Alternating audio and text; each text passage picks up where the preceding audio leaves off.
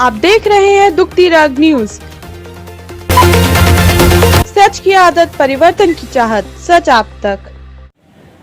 पूरी दुनिया में लॉकडाउन और कोविड की वजह से तेल की खपत बहुत कम हुई।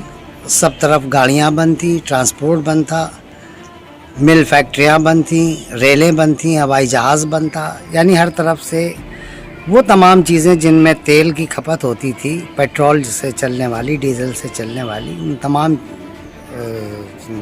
वजह से, उन तमाम मसरूफियात को रोक देने की वजह से तेल की कीमत में बहुत भारी गिरावट आई। और उसका नतीजा ये हुआ कि सऊदी अरब का जो आमदनी थी, जो लगभग 120 अरब डॉलर से ज़्यादा थी, वो घट कर के सिर्फ 52 या 53 अरब डॉलर रह गई है। यानी आधी से ज़्यादा उसकी जो मईशत थी, यानी उसकी जो इकनॉमी थी, वो उसका बंटाधार हो गया। नतीजे के तौर पर अब सऊदी अरब के सामने ये बहुत बड़ा मसला खड़ा हो गया है कि वो आखिर अपने अखराजात को पूरा करने के लिए हुकूमती अखराजात को क्या करे।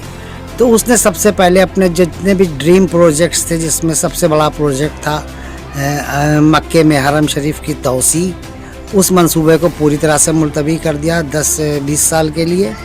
और जो उसका विज़न था 2030, वो तो खड्डे में चला गया। साथ ही साथ उसको जो सबसे बड़ा झटका लगा वो चीन की तरफ से। चीन ने अपनी तमाम तर ज़रूरतों का पेट्रोल सऊदी अरब से लेना बंद कर दिया और अब उसने सीधे अमेरिका से ख़रीद करके आने वाले साल भर की अपनी ज़रूरत का पेट्रोल अपने घर में, अपने रिजर्वायर्स में जमा कर लिया है।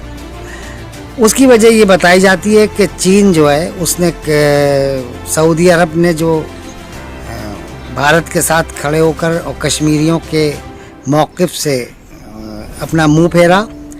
और चाइना ही चाहता था कि सऊदी अरब कश्मीर में 370 को हटाए जाने पर एहतजाज करे और भारत को इसका सख्त पैगाम दे। लेकिन चूंकि सऊदी अरब ने ऐसा नहीं किया, लिहाजा चीन ने बदले के तौर पर उसके अपना सारा जो तेल की ज़रूरतों का जो इन्हिसार था, वो चीन ने अपना सऊदी अरब से ख़त्म कर दिया, जिसकी वजह से चीन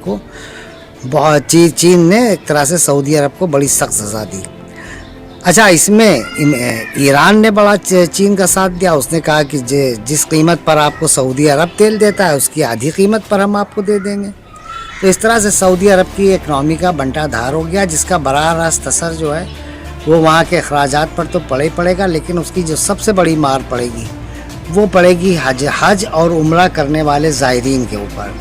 जैसे मिसाल के तौर पर हमारे हिंदुस्तान से एक उम्रे के लिए 60,000 70,000 के बीच में हो जाता था, या समझिए 1 लाख रुपए में हो जाता था। तो अब ये उम्रा आपको 1 लाख रुपए में नहीं पड़ेगा, 70,000 में नहीं पड़ेगा, बल्कि इसमें से 1.5 गुना इसमें इजाफा कर दीजिए, 1,20,000 तक में आपका एक उम्रा पड़ेगा। और इसी तरह से अगर हज आपका 2 लाख में पड़ता था, तो अब आप ये समझिए वो हज 5 लाख से कम में नहीं पड़ेगा। इस पूरी आपाधापी में जो सऊदी अरब को ज़िल्लत का सामना करना पड़ा, ज़िल्लत आमेज़ तौर पर वो उसकी इकनॉमी गड्ढे में गई, इसका बहुत कुछ दारोमदार वहाँ का जो क्राउन प्रिंस है मोहम्मद बिन सलमान, उसकी वजह से, क्योंकि उसने कुछ बेवजह तौर पर पूरी हुकूमत को यमन की जंग में झोंक दिया है। यमन की जंग में झोंक देने का उसको एक नतीजा ये मिला कि वहाँ के हौसी बागियों ने इसकी जो सबसे बड़ी ऑयल रिफाइनरी थी आरामको, उस पर हमला किया और उसका 50% हिस्सा तबाह बर्बाद कर दिया। एक तो वो तब तो कोविड भी नहीं आया था, उस वक्त ही इसको बहुत बड़ा झटका लग गया था। रही सही कसर इस लॉकडाउन और कोविड ने पूरी कर दी।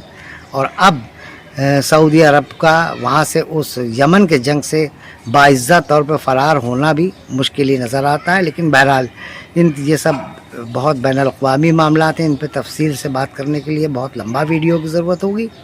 फ़िलहाल तो आप ये समझिए आपका उम्रा और आपका हज बहुत महंगा होने जा रहा है।